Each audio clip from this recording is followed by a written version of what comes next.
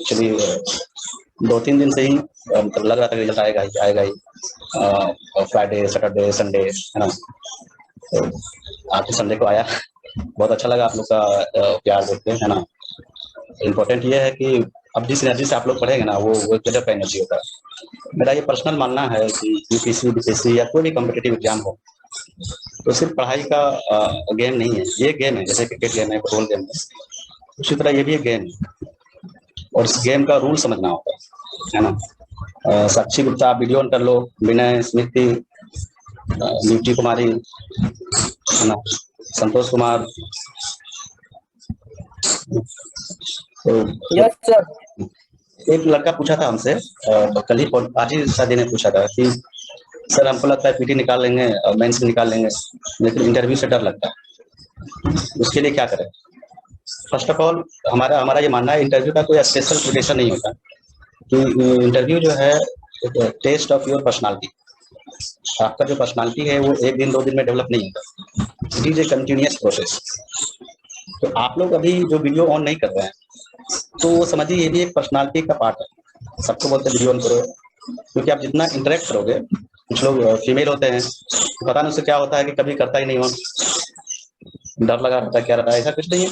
We are living in post globalise society where men are and women are according to me equally, naturally, physically, emotionally, economically, every sector में सही है। और मेरा ये भी मानना है कि womens are far better than mens, क्योंकि जो उसके अंदर इमोशन का वो होता है वो मेन में नहीं आ सकता, और बहुत सारी चीजें हैं। तो इंटरव्यू जो है कंटिन्यूअस प्रोसेस है ना, उसको समझना बहुत जरूरी होता है। ये हमेशा एग्जाम्पल देते हैं, है ना, कि लोग क्या करते हैं कि सपोज एक मुद्दा है, कोई फार्मर प्रोटेस्ट चल रहा है ना, हमेशा एग्जाम्पल देते हैं। पीटी में कैसे आ सकता है वो क्वेश्चन, मेंस में कैसे आ सकता है वो क्वेश्चन, और इंटरव्यू में कैसे आ सकता है वो क्वेश्चन? तो पीटी में क्या आ सकता है, कौन सा गवर्नमेंट लॉ था, है ना, किस एरिया में ये प्रोटेस्ट हो रहा था, ये फैक्चुअल इन्फॉर्मेशन आपको पीटी में पूछा जाता है। और करस्पॉन्डिंगली आपको मेंस में ये जो फार्मर मूवमेंट हो रहा है ना, पीजेंट मूवमेंट हो रहा है, आंदोलन जो कर रहा है, इसका रीजन क्या है, क्यों हो रहा है ना, सोशल, इकोनॉमिकल, पॉलिटिकल क्या रीजन है, उस पर फोकस करना इंपॉर्टेंट होता है। देन आफ्टर इसका क्या कंसिक्वेंसेस हुआ, क्या ये प्रॉब्लम कैसे सोल्व हो सकता है, प्रोटेस्ट मूवमेंट कैसे कंट्रोल किया जा सकता है। सेम चीज आपको इंटरव्यू में पूछ सकता है। अगर आप हेड ऑफ द, मेरी आवाज आ रही है ना आप लोग को? देखिए आज का क्लास कुछ केवल नहीं है, कुछ सब्जेक्ट का नहीं पढ़ा रहे हैं, बट आज का क्लास बहुत इंपॉर्टेंट होने वाला है आप लोग के लिए, क्योंकि आपको इस क्लास से ये बेनिफिट होगा ना कि प्रोसेस क्या है, व्हाट्स द रूल एक्चुअली, हमें कहाँ जाना है। और जिस दिन आप रूल समझ गए ना, तो रास्ता जो है ना आसान हो जाता है। तो इसी में आपको इंटरव्यू क्वेश्चन कैसे पूछ सकता है।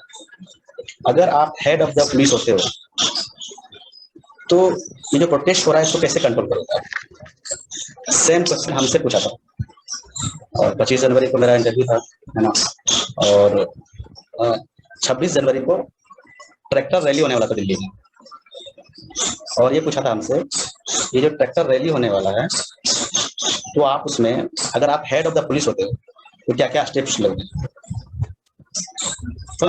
तो इस तरह की चीजें हम बहुत दिनों से प्रैक्टिस कर रहे थे। पता नहीं इंटरव्यू मेरा कितना नंबर आया, डोंट नो, मेरा बहुत अच्छा नहीं गया, बहुत बुरा भी नहीं गया, तो उसके बाद देखेंगे, उसके बाद पता चलेगा, है ना। तो ये चीज आपको बहुत दिनों से प्रैक्टिस करना पड़ेगा, आपके पर्सनालिटी में लाना पड़ेगा कि आपको पहले ये फील करना पड़ेगा कि आप एक आईएएस की तरह बिहेव कर रहे हो, आप एक ऑफिसर की तरह बिहेव कर रहे हो, है ना। ये बहुत इंपॉर्टेंट चीज होता है। अनलेस अनटिल आप उस तरह का पर्सनालिटी आपके अंदर डेवलप नहीं होगा, मेरा मानना है कि बहुत टफ हो जाता है एग्जाम निकलना। अगर एग्जाम निकल भी जाता है तो वहां पे जॉब करने में आपको दिक्कत होती है। कुछ लोग होता है कि कभी कभी चीटिंग करके या फिर ट्रायल पे हो जाता है पीटी में पास, उसको मेंस में दिक्कत हो जाती है। हाँ, कभी कभी मेंस में रट के गया, जो पढ़ा वही आ गया, तो मेंस निकल गया। और कभी कभी ये होता है कि हिडन ट्रायल पे कुछ ऐसा इंटरव्यू क्वेश्चन पढ़ लिया, वही पूछ दिया, वही आ गया। इसके बाद में सिलेक्शन भी हो भी जाता है, तो आप ग्राउंड रियलिटी पे जितना देना चाहिए उतना नहीं दे पाते, क्योंकि उस तरह की पर्सनालिटी नहीं है, समझ रहे ना।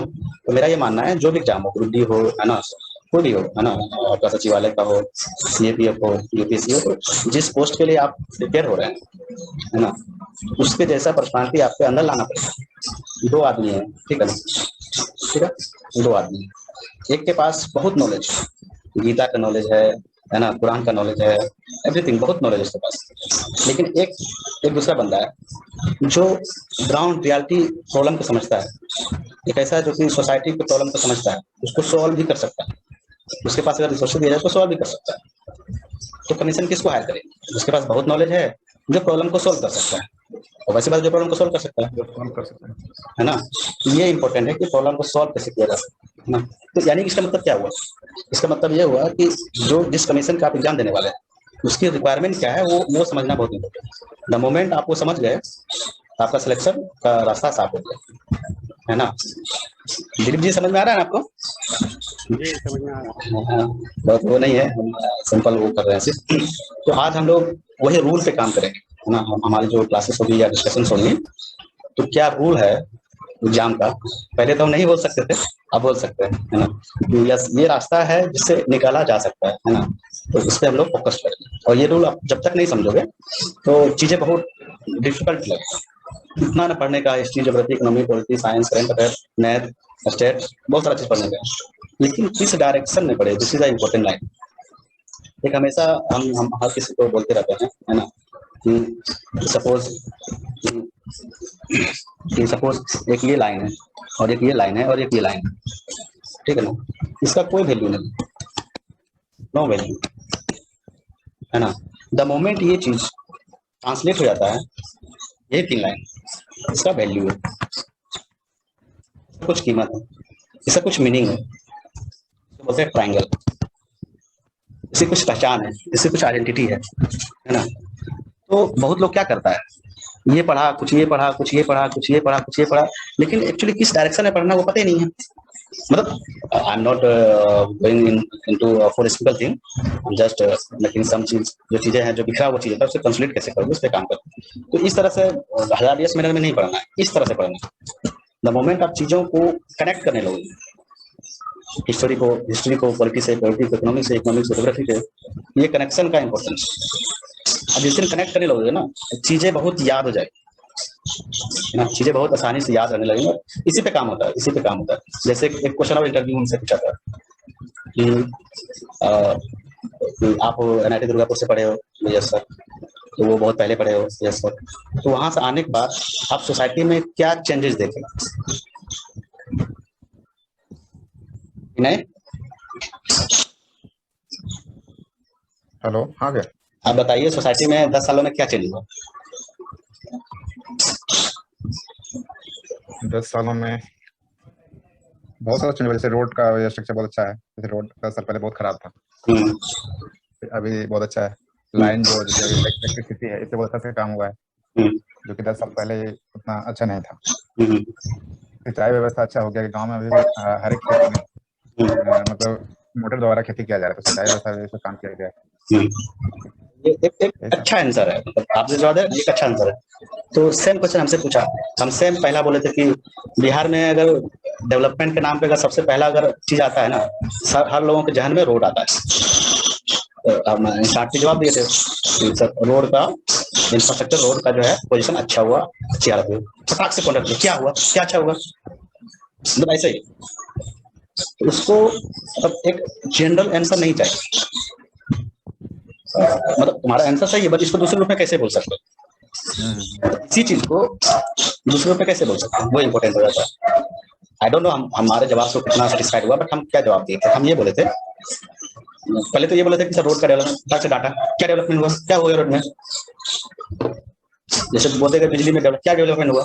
तो अचानक हमारे पर्सनालिटी में एक्चुअली विलेज, एक्चुअली हम विलेज से बिलोंग करते हैं, गांव से बिलोंग करते हैं, हम उसको एग्जाम्पल दिए, हम उसको प्रूफ दिए, है ना, हम उसको एक फैक्ट दिए जो विजुअल है, जो रिलायबल है ना, जो ग्राउंड रियलिटी पे काम करता है। मतलब हम अपने गांव की बात बताएं कि सर हम जब 10 साल पहले, 5 साल पहले जब अपने गांव आते थे, तो हमारे मेन रोड से मेरे गांव का रोड पक्का कनेक्टेड नहीं था, और अभी कनेक्टेड है। सेम बात बोले, विथ एग्जाम्पल, विथ प्रूफ, है ना।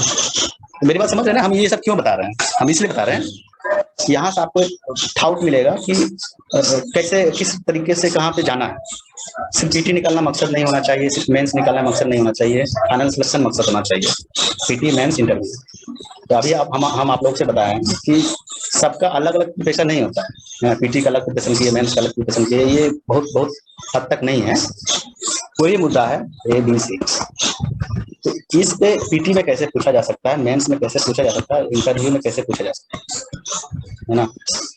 कोई मुद्दे को 3 एंगल से देखना सीखिए।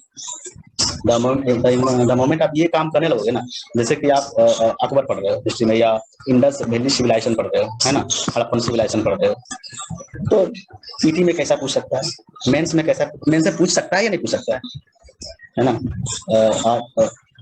दीपक आप बताओ, इंडस वैली सिविलाइजेशन से मेंस से पूछ सकता है कि नहीं? नहीं पूछेगा, एंशिएंट और मेडिवल नहीं है उसमें। हाँ, ये नहीं पूछेगा, तो मेंस को यहाँ पे दिमाग क्यों लगाएंगे, एनर्जी बचाएंगे ना यहाँ पे। तो बहुत सारे लोग आते हैं, पूरा हिस्ट्री एंशिएंट मेंस की तरह पूरा पढ़ता है, वो अल्टीमेटली रिजल्ट जीरो। तो समझ रहे हैं ना। तो इसीलिए हमें हमारा जो डायरेक्शन है, हमारा जो गाइड है, वो 2 फैक्टर पे डिपेंड होता है। 2 या 3 फैक्टर पकड़ लो। नंबर 1, आप लोग नोट्स भी कर सकते हैं, कोई इशू नहीं है। सिलेबस क्या है ना। सिलेबस का मतलब क्या होता है? सिलेबस का मतलब ये होता है आपका बाउंड्री क्या है, आपको किस दायरा में रखना है, आपको किस दायरा में नॉलेज बढ़ानी है। तो सिलेबस इज इम्पोर्टेंट, है ना, किस सेक्शन पे फोकस करना है ना। Number 2, previous year question. और ये 2 काम हमारे अनुसार से 90% लोग नहीं करता है। सबसे पहला ये 2 काम करना चाहिए, समझ रहे ना। सबसे पहला ये दो काम करना। विवेक आप बताइए, आशीष आप बताइए, सिलेबस देखे हैं आप? Yes sir. क्या देखे हैं बताइए। सिलेबस में देखे सर, उसमें कौन कौन सा सबसे पहले पूछा जाता है, कौन कौन सब्जेक्ट पूछा जाता है, और कौन सा सब्जेक्ट पीटी मेंस में कौन सा पूछा जाता है, फिर पीटी में कौन सा उसमें छोड़ा कौन सा जाता है, ये सब है सर। जैसे कि पीटी में सर एंशिएंट से क्वेश्चन आता है, और मेडिवल से क्वेश्चन आता है, मॉडर्न से क्वेश्चन आता है, लेकिन इसी को मेंस में क्या होता है कि मेडिवल को इसमें छोड़ दिया जाता है। और एंशिएंट को उसके बावजूद भी 1857 के बाद की कहानी बोला जाता है, समझ रहे ना। इससे पहले भी नहीं पढ़ना मेंस के लिए, समझ रहे। तो ये आपको दायरा देगा। प्रीवियस ईयर क्वेश्चन से आपको ये लगेगा किस चीज पे फोकस करना है, कि किस तरह का माइंडसेट से चाहिए, ऑब्जेक्टिव माइंडसेट, सब्जेक्टिव माइंडसेट, समझ रहे ना। तो वो माइंडसेट यहाँ से निकल जाएगा। ये आपका दायरा बता रहा है किस एरिया में आपको फोकस करना है, इतने दूर जाना है, बहुत ज्यादा नहीं है। अगर ट्रस्ट में अगर सीरियसली कोई पढ़ेगा तो 6 मंथ में क्लियर हो सकता है, 6 to 12 मंथ, 1 साल पकड़ लो, है ना, वो क्लियर हो सकता है ना। कोई दायरा बहुत बड़ा नहीं होता है, उसको पकड़ना होता है, और ये आपको रूल देगा इस तरह से किया जाता है। तीसरा है आपको गाइडेंस, मतलब टीचर का गाइडेंस, तो फ्रेंड्स का गाइडेंस, वो जो क्वालिफाइड है गाइडेंस। ये 3 इंपॉर्टेंट चीज होता है ना। सबसे पहला आदमी को यही फोकस करना चाहिए, है ना। सिलेबस, प्रीवियस ईयर, ये 2 चीज आपके मन में हमेशा होनी चाहिए। यहाँ तक कोई दिक्कत है? कोई पूछ सकता है कोई सवाल? नहीं, है ना। आगे हम लोग चलते हैं।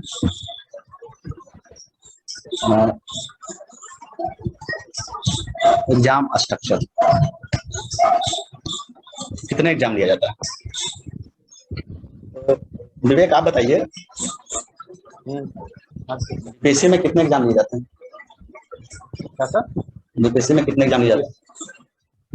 3 सर, 3 मेंस इंटरव्यू। देखिए आप लोग बोर हो रहे हैं तो बता दीजिएगा। नहीं, I am not well expert to entertain, है ना। इंटरटेन करना उतना आता नहीं है ना, बट हाँ चीजें समझाना आता है, वो आप लोग समझ जाओगे, है ना। पहला स्टेज होता है पीटी, दूसरा स्टेज होता है मेंस, और तीसरा स्टेज होता है इंटरव्यू, है ना। तो और तीनों को अलग अलग प्रिपेयर करना चाहिए कि लगभग सेम, मतलब साथ करना चाहिए। आपको इसका भी नेचर समझ में आना चाहिए, आपको इसका भी नेचर समझ में आना चाहिए, और आपको इसका भी नेचर समझ में आना चाहिए, लगभग सेम। आप बताइए राजा कुमार, हड़प्पन सभ्यता से इंटरव्यू में क्वेश्चन पूछ सकता है कि नहीं? जी सर, क्या बोले? हड़प्पन सभ्यता से हड़प्पन सभ्यता हड़प्पन सभ्यता जी। से इंटरव्यू में क्वेश्चन पूछ सकता है कि नहीं? इसमें से नहीं पूछेगा, इस मेंस में ये केवल पीटी में पूछता है। इसमें ये पीटी में पूछ सकता है, मेंस में नहीं पूछेगा, बट इंटरव्यू में पूछ सकता है। अगर आपका हिस्ट्री ऑप्शनल है या आपका इंटरेस्ट हिस्ट्री में है, पूछा जा सकता है। आपका पीटी का भी सिलेबस दिया रहता है, मेंस का भी सिलेबस दिया हुआ है, बट इंटरव्यू का सिलेबस नहीं दिया हुआ, तो कहीं से पूछ सकता है, ये कोई डिनाई नहीं कर सकता है। ठीक है ना? तो समझ रहे ना मेरी बात, ये नेचर को समझना बहुत जरूरी है। और पीटी में आपको 150 क्वेश्चन होते हैं और जनरली कट ऑफ 110 से 110 जाता है। ठीक है ना? मेंस में आपका 4 पेपर होते हैं, एक आपका हिंदी होता है, एक आपका जीएस 1 होता है, एक आपका जीएस 2 होता है, एक आपका जीएस ऑप्शनल होता है। ठीक है ना? समझ में आ रहा है आप लोग को? हिंदी में जस्ट आपको पास करना होता है, 30 से 35 नंबर आपको लाना होता है, तो ये कोई बड़ी बात नहीं है। आप 4-5 घंटा वो करके हो सकता है। अर्चना कौशल, हेलो,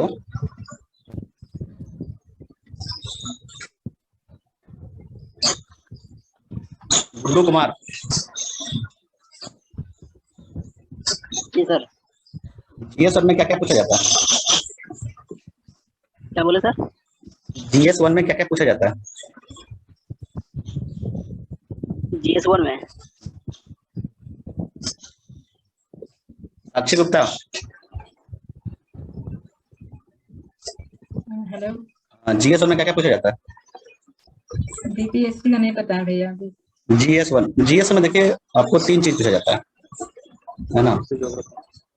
हिस्ट्री, है ना, करंट अफेयर और मैथ। ठीक है ना? ये सब पता होना चाहिए आपको, ठीक है ना, ब्लड में होना चाहिए। तो नॉलेज का गेम है ही नहीं, मतलब एक सर्टेन लेवल तक ही चाहिए। आपको पता ही नहीं है कि हिस्ट्री पूछा जाता है या करंट अफेयर क्या है नहीं है, ये सभी पता होना चाहिए, है ना?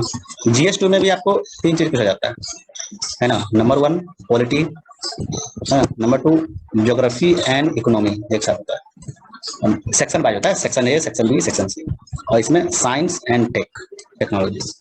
ठीक है ना? तो एक ब्रोडर आपके मन में चला गया होगा, है ना? ऑप्शनल जो आप आदमी अपना जो भी स्टूडेंट जो भी ऑप्शन लेंगे उसमें होगा। ठीक है ना? तो इसका मार्क्स नहीं जुड़ता है, और ये तीनों जो है ना 300 पेपर का 300 मार्क्स होता है। 3 पेपर का कितना हो गया? 900 मार्क्स। सिलेक्शन कितने पे होता है? 450 नंबर आ गया आपका, सिलेक्शन हो जाएगा, मतलब 50% पे आपका सिलेक्शन हो जाता है। तो इसमें भी किस खास एरिया पे पढ़ने से मैक्सिमम नंबर आ सकता है, इसमें भी किस खास पोर्शन को पढ़ के मैक्सिमम नंबर लाया जा सकता है, समझ रहे हैं ना? उस चीज पे फोकस करके 50% नंबर बहुत आसानी से लिया जा सकता है। कौन सा ऐसा चीज है जो कि हम 2 दिन में खत्म कर सकते हैं? कौन ऐसा चीज है जो हमें महीना भर में खत्म करना चाहिए? कौन ऐसा चीज है जो कि बार बार पूछा जाता है, जो उसको कर लिए तो एग्जाम में आएगा ही आएगा? मैक्सिमम लोग का मेंस पे बहुत डर होता है, इसीलिए हम हमेशा जनरली कोई कंसेप्ट है डायरेक्टेड ब्रेन स्टोर्मिंग, इस पे हम क्लास लेते हैं, है ना? 10 क्लास का होता है, इसमें मेंस को लिखा कैसे जाता है उस पर हम लोग चर्चा करेंगे, है ना? तो ये 450 लाना कोई बहुत बड़ी बात नहीं है ना? है ना? तो वो चीज है। तो आपको फोकस्ड एरिया ढूंढना पड़ेगा, जैसे कि क्रिकेट में जैसे कि रोहित शर्मा है, तो शॉर्ट बॉल में मिलेगा तो छक्का मारेगा ही, 6 रन बनाएगा ही, कुछ चीज में वो स्पेशल होता है, समझ रहे ना? तो वो आपको फोकस एरिया कर सकते हैं जहां पे आप मैक्सिमम उसको ले सकते हैं। ये सब हमारे अनुसार से मेंस निकालने में मतलब ये चीज का बहुत बड़ा रोल होता है। ये क्या करेगा? आपको इफर्ट कम कर देगा, आपको बहुत ज्यादा पढ़ने की जरूरत नहीं पड़ेगी, आप बहुत कम पढ़ के मैक्सिमम नंबर ला सकते हैं। स्टैटिक जो 12 रहता है वो पता है, वो अच्छा से पढ़ लो, जिसपे मैक्सिमम स्कोर आपका जैसे मैथ, उसको अच्छा से पढ़ लो। सिर्फ पॉलिटी और हिस्ट्री में मतलब स्टैटिक टाइप का क्वेश्चन आता है, वो पढ़ लो। करंट अफेयर में 10 या 15 बर्निंग टॉपिक होता है, वो पढ़ लो। साइंस एंड टेक में 2 चीज पे ज्यादा फोकस रहता है, एक एनवायरमेंटल प्रॉब्लम पे और दूसरा आपको एनर्जी पे। इस पे हर साल हम जब भी दे रहे हैं, और हम 65वीं भी मेंस दिए हैं, 66वीं भी हुआ है, तो 65वीं में दिए तो वो चीज फोकस की कि इस सेक्शन पे मैक्सिमम आता है। जब फर्स्ट टाइम 64वीं का हम मेंस दे रहे थे तो मेरे पास सिर्फ 22 दिन था, उसमें यूपीसी का भी पीटी था, वो देने के बाद मेरे पास सिर्फ 22 दिन का टाइम बचा था प्रिपेयर करने के लिए। सबसे पहले हम क्या किए, क्वेश्चन पेपर ले आए और देखिए ट्रेंड क्या है कि आज ये चीज है हर 2 साल के बाद पूछ रहा है, इस साल ही पूछेगा या नहीं पूछेगा पता चलेगा, वो चीज निकाले और उस पर काम किए। तो 80% क्वेश्चन जो है ना प्रीवियस ईयर से इंस्पायर्ड होता है। आपको प्रीवियस ईयर पे कमान है ना, 80% 70% क्वेश्चन जो है आपको प्रीवियस ईयर से इंस्पायर्ड होता है। वो बहुत अब नहीं आता है, पहले आता था, बट उसी से इंस्पायर्ड होता है, इस सेक्शन पे इंस्पायर्ड होता है। जैसे कि 64वीं में हमको पता था कि मौलिक अधिकार से क्वेश्चन आएंगे, ये प्रेमल से क्वेश्चन आएंगे, आया, और 65वीं में हमको पता था कि फंडामेंटल राइट से क्वेश्चन आएगा, वो भी पता है। और आगे जो आएगा बता रहे हैं 2 चीज से आएगा, या तो फंडामेंटल ड्यूटी से आएगा या directive principle of state policy से आएगा। समझ रहे हैं ना मेरी बात? ये कहां से पता चलता है? मेरी बात समझ रहे हैं क्या बता रहे हैं? तो इस तरह से अगर आपको पता है कितना काम आसान हो गया। तो अकॉर्डिंग टू मी पीटी से आसान ही है मेंस पे काम करना, अगर डायरेक्टिव ब्रेन उसमें पे आप पकड़ है तो,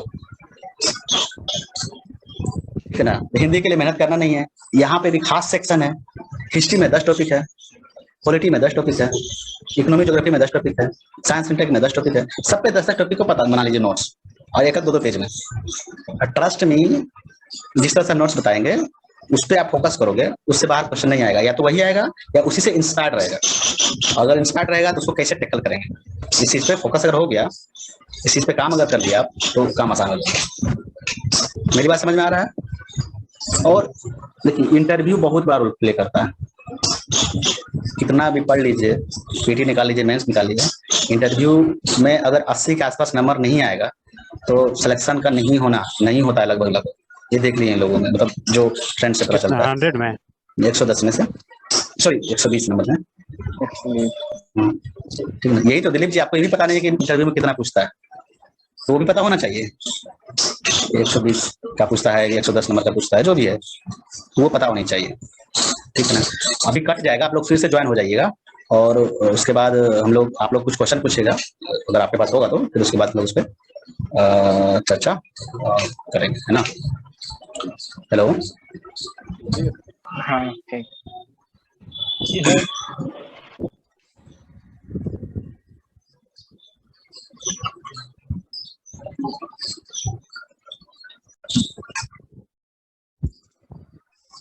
हाँ पूछे, किसी के पास कोई क्वेश्चन है पूछो। तो बोले कि जो बिहार स्पेशल पढ़ते हैं वो पीटी तक ही सीमित है कि मेंस में भी? बिहार स्पेशल आपको पीटी में भी काम आएगा, मेंस में भी काम आएगा, और इंटरव्यू में भी काम आएगा। जो बिहार स्पेशल का है ना, बहुत इंपॉर्टेंट रोल है। आपको कोई भी क्वेश्चन मेंस में पूछेगा, एक पर्सपेक्टिव, एक डायमेंशन आपको बिहार का देना ही पड़ेगा। क्यों देना पड़ेगा? क्योंकि आपको जो सेवा करना होगा ना, बिहार में सेवा करना पड़ेगा। तो बिहार के रियलिटी को जानना बहुत जरूरी है। अगर बिहार का एग्जाम्पल्स देते हैं, बिहार में कौन सा स्कीम चल रहे हैं, या बिहार का ज्योग्राफिकल कंडीशन जानते हैं, उसके बारे में एक्सप्लेन करते हैं, तो आपको 1-2 एक्स्ट्रा नंबर मिलेंगे जो चेक करेंगे। तो बिहार स्पेशल का रोल बहुत जबरदस्त है, पीटी में, मेंस में, इंटरव्यू में। हमसे बिहार से पूछे थे क्वेश्चन कि बिहार और नेपाल के बीच में कैसा रिलेशन। फिर पूछे थे बिहार के सोसाइटी में क्या क्या चेंजेस हो रहे हैं। फिर पूछे बिहार के जो सीमांचल एरिया है वहां पे कौन कौन से डिस्ट्रिक्ट है। तो इस तरह से क्वेश्चन पूछे जाते हैं। तो बिहार स्पेशल को जानना बहुत बहुत जरूरी है ना, बहुत बहुत जरूरी है। ठीक है। हेलो, हाँ सर, एक क्वेश्चन है। हाँ, बोल रहे हैं बिहार मतलब स्पेशल में कौन कौन सा टॉपिक पे ज्यादा मतलब फोकस करना है? बिहार में पीटी के लिए और मेंस के लिए और इंटरव्यू के लिए तीनों अलग इंपॉर्टेंस है, अलग अलग तरीके से पढ़ना होता है ना। तो पीटी के लिए आप हिस्ट्री, दूसरा ज्योग्राफी, और तीसरा आप पॉपुलेशन का जो सेक्टर है ना, उस पे आप फोकस कर सकते हैं पॉपुलेशन। और मेंस के प्रोस्पेक्टिव से क्या होना चाहिए सर? मेंस के लिए बहुत ज़्यादा जानने की जरूरत नहीं है। मेंस के लिए जैसे कि आपको 1857 हिस्ट्री में संथाल मूवमेंट है ना, बिरसा मूवमेंट, उसमें पॉलिटिकल डेवलपमेंट बताया गया है कि कैसे बिहार का पॉलिटिकल डेवलपमेंट हुआ, नक्सलिज्म कैसे डेवलप हुआ है ना, इकोनॉमिकल सिचुएशन कैसा है यहाँ पे, सोशल सिचुएशन कैसा है, इसका अलग से चैप्टर दिया हुआ है। इसको एक बार आपको रीड करना होगा, बहुत ज़्यादा नहीं, एक बार कि यहाँ का पॉलिटिकल डेवलपमेंट कैसे हुआ, history of politics in Bihar, आप पहले किसकी सरकार थी, अब किसकी सरकार बनी, आगे किसकी सरकार बन सकती है ना, the problem of caste system, ये सब चीजें पूछी जाते हैं। तो पीटी के लिए 2-3 बातें, और मेंस के लिए अंडरस्टैंडिंग, बिहार का क्या पॉलिटिकल अंडरस्टैंडिंग हुआ, पॉलिटिकल डेवलपमेंट हुआ, बिहार जनरल कैसा हिस्ट्री का डेवलपमेंट हुआ बिहार का, 1857 में बिहार का रोल, कुंवर सिंह का, इस बार 65 में पूछा गया है ना, वो चीज आप कर सकते हो। हाँ, संथाल मूवमेंट के बारे में पूछा गया है ना, पूछा जाता है बार बार, बिरसा मुंडा के बारे में पूछा जाता है आपको, चंपारण सत्याग्रह के बारे में पूछा जाता है, ये हिस्ट्री के सेक्शन है ना। आपको पॉलिटी में आपको ये पॉलिटिकल डेवलपमेंट के बारे में इकोनॉमी बता चुके हैं, तो इस तरह से होता है। इंटरव्यू के लिए आपको बिहार का जो टर्निंग पॉइंट है, कि जैसे कि आपका झारखंड बिहार से क्यों अलग हो गया, बिहार में इंडस्ट्री क्यों डेवलप नहीं है, अगर बिहार में इंडस्ट्री डेवलप करना है, अगर आप वहाँ के डीएम होंगे या एसडीएम होंगे, तो आप क्या स्टेप लोगे, क्या अभी जो नॉर्थ बिहार का पानी है उसको साउथ बिहार में लाने के लिए जो प्रयास किया जा रहा है, क्या उससे प्रॉब्लम दूर हो सकता है। इंडिया और मेरी बात समझ रही है, ज्योग्राफिकल कंडीशन, हम आपको जब बिहार स्पेशल बता रहे थे, तो नॉर्थ बिहार में क्या है, प्रॉब्लम ऑफ फ्लड, और साउथ बिहार में प्रॉब्लम ऑफ ड्राउट, सूखा का प्रॉब्लम है। तो ये सब अंडरस्टैंडिंग पे आपसे क्वेश्चन पूछे जा सकते हैं। और कोई क्वेश्चन? सर एक क्वेश्चन और है, और जैसे कि अगर हम मेंस का क्वेश्चन बैंक पढ़ रहे हैं, ओके, तो मेंस का क्वेश्चन बैंक पढ़ते वक्त उसका जो फैक्ट है, उसका जो चीजें हैं, उसको पीटी के लिए यूज करें, इसके लिए हम मेंस का क्वेश्चन पढ़कर क्या क्या चीज का ध्यान रखना चाहिए, मतलब तो पता ना कि मेंस का भी क्वेश्चन बैंक है, तो उसको भी रीड करते हैं 1 घंटा, तो उसको पीटी में कैसे यूज करें, पीटी में कैसे हो, उसको क्या किस चीज का ध्यान रख के पढ़े, थोड़ा सा ये बता दीजिए। जनरली लोग हमसे ये पूछता है कि पीटी जो पढ़ते हैं उसका नॉलेज मेंस में कैसे यूज करें, और तुम्हारा क्वेश्चन है मेंस जब पढ़ते हैं तो पीटी में कैसे यूज होगा। देखो, मेंस जब पढ़ रहे हो तो वो वहां पे फैक्ट नहीं पढ़ते, वहां पे सिंपल थेमेटिक अंडरस्टैंडिंग, विजन है ना, आप विजन करते हो, आपको उसका अंडरस्टैंडिंग होता है वो चीजें पे। तो इस अंडरस्टैंडिंग जो फीलिंग डेवलप हुआ ना, तो कई सवाल ऐसे रहते हैं कि आपको उस अंडरस्टैंडिंग पे सॉल्व हो जाएगा। फॉर एग्जांपल कि सपोज ये पूछ दिया जाए आपको कि संथाल मोमेंट एक नक्सली मोमेंट था, पहला ऑप्शन पीटी में, संथाल के बारे में पूरा पढ़ लिया इधर, संथाल मोमेंट क्या था, काउच क्या था, उसका कंसिक्वेंसेस क्या था, है ना, और जो उसके लीडर थे उसका क्या रोल्स थे, तो इस तरह से आप पढ़ चुके हैं। अगर इस तरह अंडरस्टैंडिंग हो गया तो डेफिनेटली आप उसका पीटी में से पूछ देगा। सपोज संथाल मोमेंट कैसा था, नक्सल मोमेंट था पहला, दूसरा कि किसान मोमेंट था, तीसरा आदिवासी मोमेंट था, चौथा कि ऊपर में चारों था या तीनों।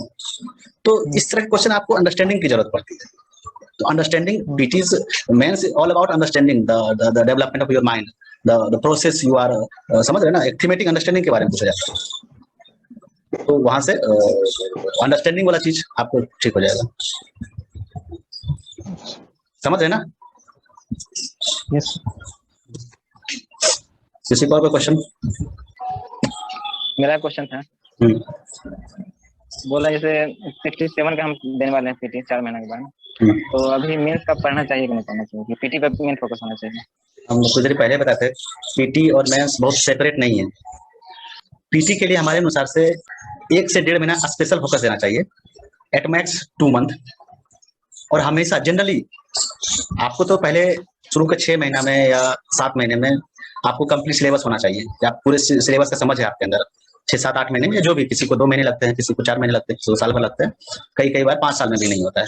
बट हमारे अनुसार से 6 महीने या 1 साल के अंदर आप लोगों को एक होलिस्टिक सिलेबस कवरेज हो जाना चाहिए, ठीक ना। उसके बाद पीटी का एग्जाम है, आज एग्जाम है पीटी का, तो 2 महीना तक है ना, लास्ट का 2 महीना सिर्फ पीटी का रखिए। उसके बाद हमेशा मेंस इंटरव्यू करना चाहिए। मेरी बात समझ रहे हैं? जैसे कि हमको देना है यूपीएससी का एग्जाम और 10 अक्टूबर को एग्जाम लगा पीटी, तो हम डिसाइड कर लिए हैं कि 15 अगस्त के बाद पीटी स्टार्ट करेंगे। और अभी हम मेंस का टेस्ट सीरीज लगा रहे हैं, इंटरव्यू के बारे में समझ रहे हैं चीजें, कुछ नोट्स की कमी है या कुछ सब्जेक्ट हम कमजोर हैं उसको पढ़ रहे हैं। मेरी बात समझ रहे हैं? तो चूंकि पीटी आपको, पीटी और मेंस में अंतर क्या है? पीटी लोगों को छांटता है, मेंस लोगों को सेलेक्ट करता है। मेरी बात समझ रहे हैं? आपका सिलेक्शन मेंस के बेसिस पे होता है, तो मेजोरिटी ऑफ टाइम मेंस पे जाना चाहिए, है ना। मेंस पे अगर समझ जिस दिन बन गया, पीटी निकलना चालू हो जाएगा। तो वो चीज होना चाहिए, ठीक है ना। तो आप अभी अगर सिलेबस कंप्लीट नहीं है तो दोनों पे फोकस कीजिए, है ना। हिस्ट्री पढ़ रहे हैं तो मेंस में भी कैसा पूछा जाता है और पीटी में भी, पॉलिटी में मेंस में कैसा पूछिए, लेकिन पहले आपका एक होलिस्टिक सिलेबस कवरेज होना चाहिए। अगर सिलेबस कवरेज नहीं है तो आप ब्लॉकेज हो जाओगे, तो वो नहीं करना है ना। सिलेबस इज सिलेबस और प्रीवियस क्वेश्चन, मतलब आपको क्या है, टूल्स टू सक्सेस, वो बहुत इंपॉर्टेंट है। Any other question? आप सेटिस्फाई हो कि कुछ और मैं बताऊं? नहीं ठीक है। कोई और क्वेश्चन?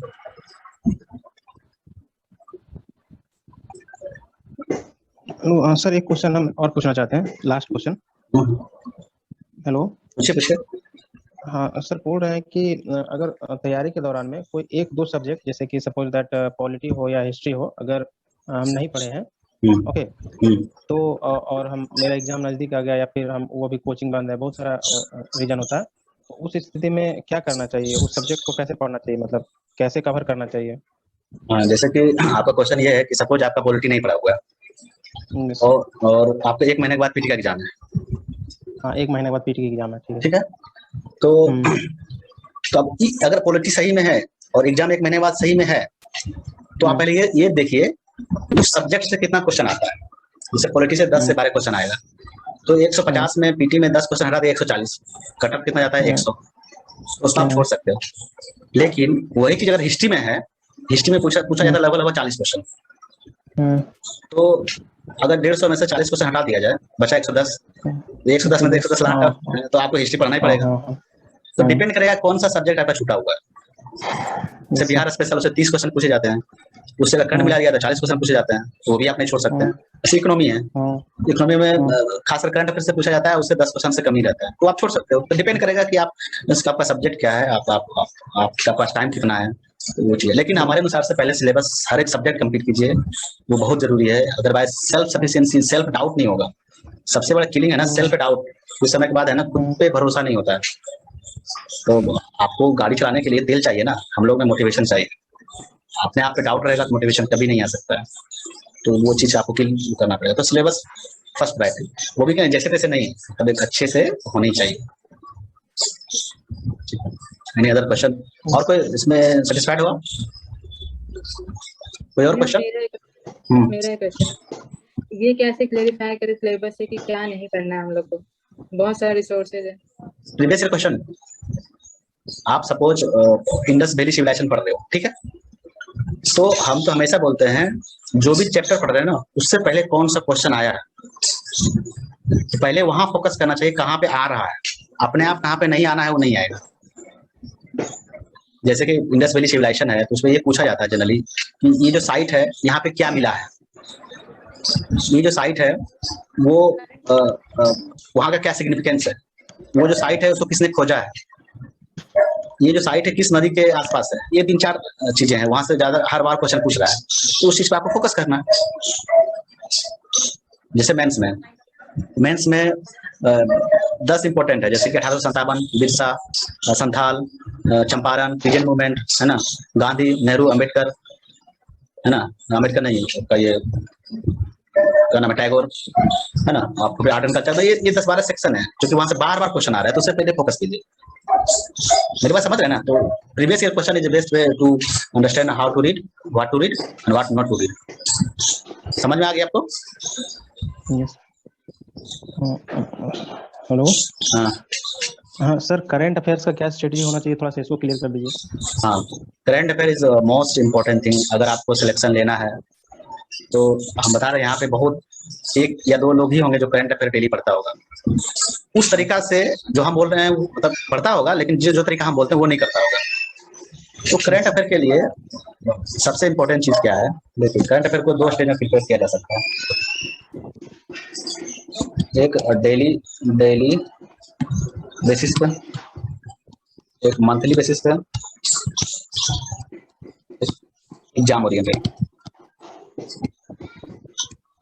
देखिए डेली बेसिस पे बहुत लोग क्या करता है, डेली बेसिस पे क्या करता है कि यूट्यूब वीडियो देखेगा, 10 क्वेश्चन पढ़ लिया, हो गया। ये कभी मत कीजिए। हर दिन यूट्यूब पे देखना, यूट्यूब तो देखिए ही मत जब तक सिलेबस कंप्लीट नहीं हो, जब तक किताब अच्छी किताब पढ़े हुए नहीं हो। सब यूट्यूब के पीछे पागल है। अरे वो अपना एडवर्टाइजमेंट कर रहा है, वो सारा कुछ आपको नहीं दे रहा है, कुछ स्पेसिफिक चीज ही दे रहा है, लेकिन आपको सिलेक्शन लेना है तो सारा चीज पढ़ना होगा। यहाँ पे आप लोग पेपर पढ़िए हर दिन, ये पढ़ना बहुत जरूरी है। आपको यहीं से 5 से 10 नंबर बढ़ जाएगा, और मैक्सिमम लोगों का सिलेक्शन 4 या 5 नंबर से छूटता है, ठीक है ना। हर दिन आपको पेपर पढ़ना बहुत जरूरी है। मंथली मैगजीन आती है, जैसे कि आपका प्रतियोगिता दर्पण, विजन IAS है ना, ये सब चीज आते हैं, तो मंथली भी आप पढ़ सकते हैं कोई एक मैगजीन। और एग्जाम ओरिएंटेड, जैसे कि बीपीएससी का पीटी है ना, बीपीएससी का पीटी है, ठीक है। तो बहुत सारा कोचिंग इंस्टीट्यूट है ना अपना बुकलेट निकालते हैं, तो वो भी पढ़ सकते हैं, है ना। तो इम्पोर्टेंट है कि करे तो करे कैसे, इसको करे कैसे, तो सिंपल कैसे करें। हम क्या करते हैं, ये वाला काम नहीं करते हैं, बट आप लोग करोगे, कर सकते हो, कोई दिक्कत नहीं है। हम ये काम नहीं करते हैं बिकॉज तो क्या कहीं पहला हो रहा है, उसको म्यूट कर लो।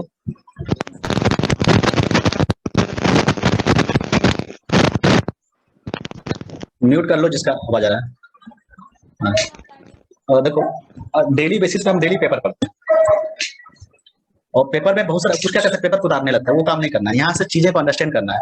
इंडिया पाकिस्तान के बीच में लड़ाई हो रहा है, क्यों हो रहा है, कैसे हो रहा है, इंडिया चाइना के बीच में लड़ाई हो रहा है, क्यों हो रहा है, नहीं हो रहा है, एग्रीकल्चर की हालत खराब हो रही है, क्यों हो रही है, नहीं हो रही है। हाँ, तो अभी कोरोना आया है ना, तो कोरोना क्या होता है, कई लोगों को तो ये भी पता नहीं कोविड-19 क्या है, बीमारी है, वायरस है, क्या है। तो इस तरह की चीजें होती है। पेपर जब पढ़ोगे तो वहां पे देखोगे, यहाँ पे आपका सबसे बड़ा ये है हर दिन पेपर पढ़ना, है ना। हर दिन आप पेपर पढ़ोगे तो बहुत सारी चीजें आपका 50% बर्डन कम हो जाएगा, ठीक है। ये चीज कीजिए। उसके बाद जैसे सपोज पेपर अगर पढ़ा है तो एग्जाम से 1 महीना पहले 1 मंथ बिफोर कोचिंग वाला मैगजीन निकालती है, ठीक है ना। कोई बहुत सारे मार्केट में है, वो आप ले लो, उसमें उसको 3-4 बार पढ़ जाओ। हेलो,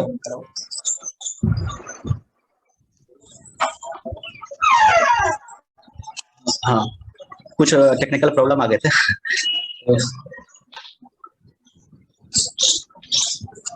है ना। तो क्या करना है, तो बुकलेट आता है 1 महीना पहले, वो बुकलेट ले लो, 3-4 बार पढ़ो, लोगों से उससे डिस्कस करो, उसी में 600-700 क्वेश्चन आते हैं, वही लगाओ। इधर पेपर पढ़ा हुआ है, हर दिन पेपर पढ़ो, और पेपर पढ़ने से पहले ये भी देखो कि करंट अफेयर से कैसा क्वेश्चन आ रहा है, पीटी में, मेंस में, वो पहले दिमाग में होना चाहिए, इस तरह से क्वेश्चन आता है। उसके बाद पेपर पढ़ो, किस सेक्शन से आ रहा है वो भी पढ़ो। तो ये सब चीजें, इस पे और डिटेल हम चर्चा करेंगे, पेपर कैसे पढ़ा जाता है, इस पे हम क्लासेस लेंगे आप लोग का, है ना, उस पर चर्चा हम करेंगे डिटेल से। और सर एग्जाम के वक्त जो बुकलेट आता है बहुत सारा, जो पब्लिकेशन का है, उसको पढ़ना तो मस्ट है ना, मतलब उसको तो लेके पढ़ना मस्ट पड़ता है, तो उसका रिवाइजिंग करना पड़ता है करंट अफेयर्स के लिए। मस्ट कोई चीज नहीं होता, अगर पेपर पे कमाना है तो उससे बेस्ट कुछ नहीं है। Depending upon your depth of knowledge, depending upon कौन सा बुकलेट निकाल रहा है। बहुत ऐसे मार्केट में ऐसे है ना जो कोई यूजलेस है, पढ़ने से कोई फायदा नहीं है। हम बताएंगे उसको डिटेल में। दीपा राज, क्वेश्चन।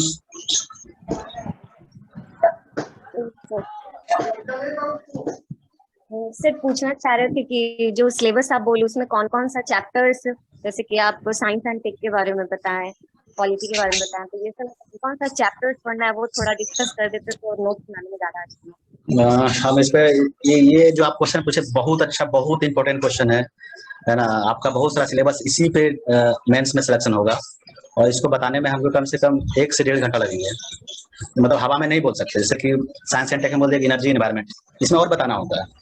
इस पर दीपा हम डिटेल 1 दिन का लेक्चर लेंगे, इंपॉर्टेंट टॉपिक्स। हाँ, तो 1 से 1.5 बहुत सारा जैसे बना रहे हैं नोट्स, तो कंप्लीट समझ में नहीं आ रहा कि बनाने का तो बना रहे, लेकिन चैप्टर्स नहीं समझ में आ रहा कि कौन कौन सा चैप्टर्स मोस्ट इम्पोर्टेंट है।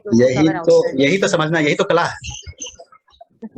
ये बहुत इंपॉर्टेंट चीज है। आपका सिलेक्शन इसे पढ़ना बहुत सारा है ना, कहाँ पे फोकस करना, this is the important thing.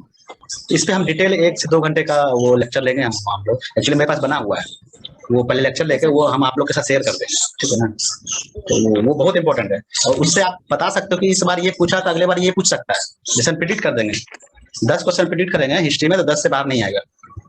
10 के 5 प्रिडिक्ट करेंगे 5 में 5 आ जाएगा। 100% नहीं, 4 भी आ सकता है, 3 भी आ सकता है, लेकिन लगभग 5 आ जाएगा। मतलब वहाँ पे आपका काम चल जाएगा। नोट्स बनाने के बाद एक ही बार नोट्स बना लेना है, उसके बाद फिर उस पे मतलब जो जो क्वेश्चन अगले बार पूछ रहा है तो सिर्फ एक बार रिवीजन ही तो करना होगा ना, इसकी वजह से पूछ रहे थे। एक बार जो भी मेहनत करेंगे नोट्स बनाने में ही लगेगा। बस वही लगता है। और नोट्स बनाने का तरीका भी आपका बहुत अच्छा है और हम बताएंगे नोट्स बनाया कैसे जाता है। और हम ये भी बताएंगे एग्जाम में 2 नंबर 4 नंबर एक्स्ट्रा कैसे ले सकते हैं, किस तरह का डायग्राम यूज करना है वहाँ पे। तो डायग्राम भी कैसे बनाया जा सकता है, फ्लो चार्ट भी कैसे, ये बहुत इंपॉर्टेंट है। आप कितना भी नॉलेज है अगर फ्लो चार्ट नहीं बना सकते तो आपको 1 नंबर कम मिलेगा। या आपके बगल में कोई बना रहा है तो उससे आपको उसको 1 नंबर ज्यादा देगा। Flow chart, diagram, introduction, conclusion, directed brainstorming हम इससे काम करते हैं डिटेल में, तो वो करेंगे, है ना। ज्योति मैम कोई question?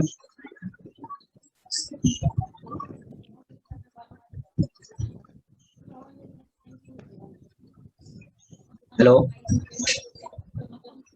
Hello hello, any question? No sir. Okay, Raja Kumar कोई क्वेश्चन? आप लोग क्वेश्चन पूछ सकते हो, ऐसा कुछ नहीं है, अपने मन से। राजा कुमार,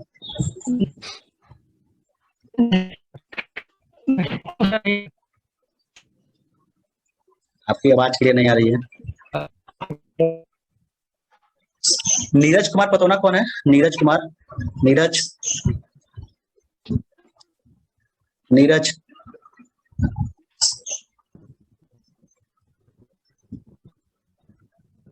विवेक, any question? Hello, any question?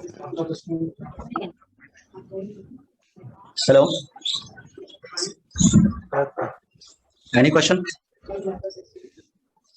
Sir हाँ जनानंद बोलो।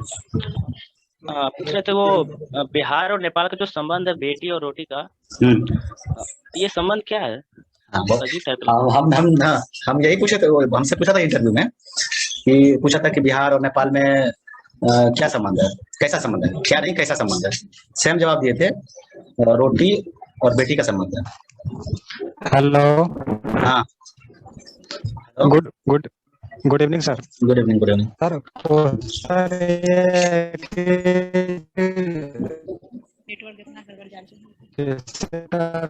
ये टूट जाता है, जैसे आपका ये जो आवाज क्लियर नहीं आ रहा है। Hello hello hello hello hello hello hello hello, मेरी आवाज आ रही है? विनय मेरी आवाज? सॉरी सर, इधर नेटवर्क बहुत। हाँ सर आ रहे क्लियर आपका आ रहे सर? ठीक है। हेलो, हाँ ठीक है, समझ गए। हेलो, हाँ समझ गए। हाँ, तो जनार्दन का क्वेश्चन होता था, बहुत इंपॉर्टेंट क्वेश्चन है। ये था कि रोटी और बेटी का रिलेशन क्या है। पहले पूछा था कि कैसा रिलेशन था, हम बताए रोटी और बेटी का रिलेशन। तो रोटी का मतलब क्या होता है और बेटी का मतलब क्या होता है? रोटी का मतलब होता है खाना, मतलब व्यापार। यहाँ का सामान नेपाल और नेपाल का सामान यहाँ बिना टैक्स के जाएगा। मेरी बात समझ रहे हैं? इंडिया नेपाल फ्रेंडशिप ट्रीटी हुआ था 1950 में। उसमें उसके अंतर्गत ये था कि 2 देश के बीच में सामान जो है, लोग एक दूसरे से आसानी से बिना वीजा के जा सकते हैं, बिना वीजा के आ सकते हैं। और कोई देश में आसानी से जाना चाहते हो, दूसरा देश, इंटरनेशनल देश, तो नेपाल जा सकते हो। क्यों? कि इंडिया और नेपाल फ्रेंडशिप रिलेशनशिप का ट्रीटी हुआ था 1950 में, उसके अंतर्गत। ठीक है। तो रोटी का मतलब हुआ कि बिजनेस करना, मतलब यहाँ की चीजें वहाँ जाना, ट्रांसपोर्टेशन होना, है ना, आटा चावल गेहूं जो भी बोल लो, वहाँ की चीजें यहाँ आना, है ना। बहुत सारी चीजें एक्सपोर्ट और इम्पोर्ट होती है, ठीक है ना। और दूसरा है बेटी। बेटी का मतलब ये होता है कि वहां के लोग भी यहाँ शादी करते हैं और यहाँ के लोग भी वहां शादी करते हैं। समझ में आ रहा है ना आप लोग को रोटी और बेटी क्यों कहते हैं? यानी हाँ, कोई और क्वेश्चन?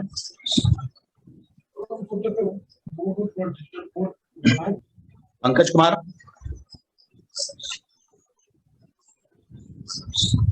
आप लोग को एक लिस्टिंग देते हैं कौन कौन सा बुक इम्पोर्टेंट है ना। ये बीपीएससी के लिए बुक आप सबसे पहले लूसेंट ले लीजिए या क्राउन, है ना। इसी का लूसेंट या क्राउन का ऑब्जेक्टिव आता है। तीसरा आप इसमें सब रहता है, history, geography, economy, polity, science, है ना। तीसरा है आपको एम लक्ष्मीकांत, है ना, जो आपको पॉलिटी के लिए है। चौथा है स्पेक्ट्रम, राजीव अहिर सर के, जिसमें आप मॉडर्न हिस्ट्री हो गया। पांचवा हो गया आपको ज्योग्राफी के लिए क्लास 11th एंड 12 NCERT। छठा है इकोनॉमी के लिए क्लास 11th एंड 12 NCERT, है ना। सातवां के लिए आपको इकोनॉमी हो गया। बिहार स्पेशल के लिए से इम्तियाज अहमद, है ना, इम्तियाज अहमद, इम्तियाज अहमद, ठीक है। हिस्ट्री, ज्योग्राफी, इकोनॉमी बोली। और कुछ छूटा क्या इसमें? ज्योग्राफी में एटलस, हाँ एटलस भी बहुत ज्यादा जरूरी नहीं है, वो जिसका ज्योग्राफी ऑप्शन है ना उसके लिए, बट एटलस भी ले सकते हो आप। बिहार स्पेशल के इम्तियाज अहमद आता है, इसका ऑब्जेक्टिव भी आता है। ये मोर देन इनफ, इससे बाहर आपको पढ़ने की जरूरत नहीं है, ठीक ना। पीटी मेंस इंटरव्यू सब कुछ, है ना, ठीक है ना। एक और कोई किताब होगा तो हम उसको बताएंगे, बट इससे ज्यादा नहीं आएगा, ठीक है ना। इससे ज्यादा बहुत ज्यादा पढ़ने की जरूरत नहीं है। मैपिंग स्पेशल ये वो बहुत कुछ वैसा नहीं है। या संविधान कॉन्स्टिट्यूशन के लिए बहुत एम लक्ष्मीकांत के अलावा कुछ एम बहुत है, पीएम बख्शी या डीडी बसु, ये सब नहीं पढ़ने की जरूरत होती है ना। तो इससे ज्यादा किताब मत खरीदिए, मेरा एडवाइस है ना। बहुत ज्यादा बौखने की जरूरत नहीं है। बहुत सारा लोग होता है किताब खरीद देता है और सिर्फ सजाने के लिए पढ़ता नहीं है, तो इससे ज्यादा किताब मत खरीदिए। मेरे पास भी देखिएगा तो 10 किताब से ज्यादा नहीं मिलेगा आपको। और ये सारा चीज यूपीसी में भी काम है। यूपीसी में यही है, कुछ बुक्स ऐड हो जाते हैं, है ना, उसका अलग से हम बताएंगे, बीपीएससी के लिए, ठीक है ना। किसी का हेलो, नंबर में क्या तो डिलीट कर दिए। वो वीडियो, हाँ वीडियो इसका अपलोड हो जाएगा, हाँ वीडियो अपलोड हो जाएगा तो आप लोग को मिल जाएगा। कोई और question? 7 number Bihar special. Sir एक क्वेश्चन है, स्टेट के लिए सर मैथ में कौन कौन सा चैप्टर को कमांड करना है? स्टेट में कोई चैप्टर फिक्स नहीं है, 3 तरह की चीजें आती है आपको, बार डायग्राम, पाई डायग्राम और लाइन डायग्राम। तो उसी को इन्फर किया जाता है, बट उसको समझने के लिए आपको बेसिक 3 से 4 इंपॉर्टेंट कंसेप्ट है जिसको समझना होता है। Percentage, profit and loss, work and time, average, ratio, ये 5 इंपॉर्टेंट चैप्टर अगर उस पर कमांड है तो उधर हो जाएगा।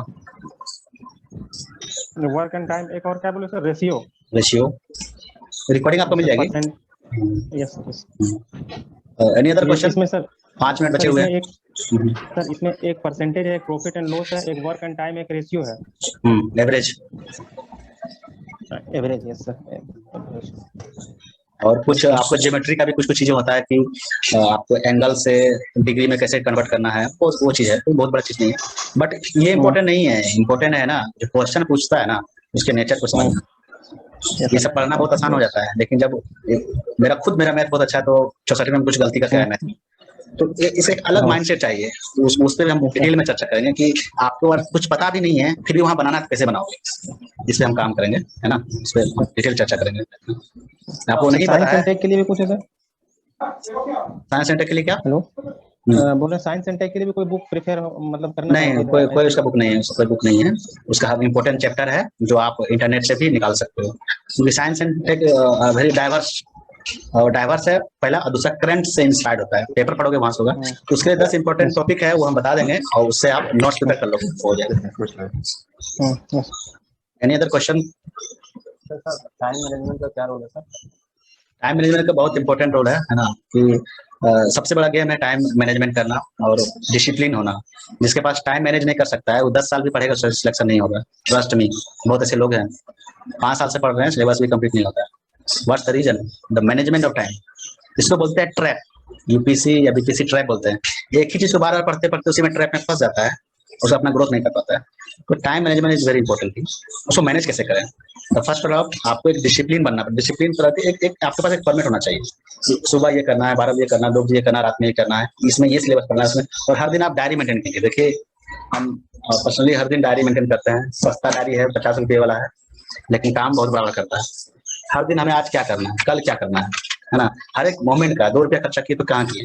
वैसे 2 रुपया वाला लिखते नहीं है, आप समझ जाइए फीलिंग को, है ना। तो वो बहुत जरूरी है, ये डायरी लिखिए और कल क्या करना है। ये बहुत काम देगा आपको, सच में, ट्रस्ट में, ये बहुत काम देने वाला। Any another question?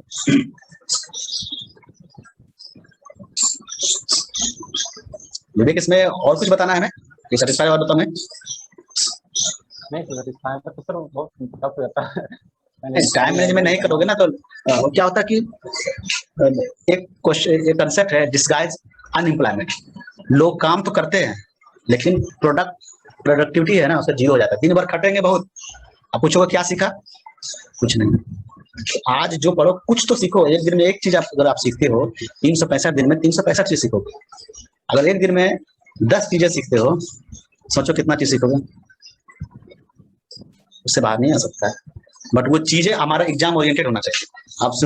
आप सीखोगे क्या बोलते हैं बॉलीवुड मूवी के बारे में, कुछ अलग चीज है ना, आउट ऑफ द सिलेबस, तो उसका कोई यूज नहीं है। बहुत लोग ऐसे अननेसेसरी क्वेश्चन पूछते हैं, कभी कभी बताते हैं कि 2017 में कौन ऐसा चीज था जो पूरी दुनिया में फैल गया। ऐसा क्वेश्चन नहीं पूछेगा कोई। तो कल ही पूछ रहा था कि 2017 में कौन ऐसा म्यूजिक था जो कि बहुत फेमस था। उससे कोई रिलेवेंट नहीं है, उसका इररिलेवेंट है। लास्ट क्वेश्चन, 1 मिनट बचा हुआ, कोई पूछ सकता है।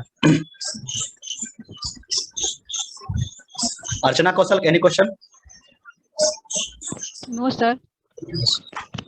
Any question?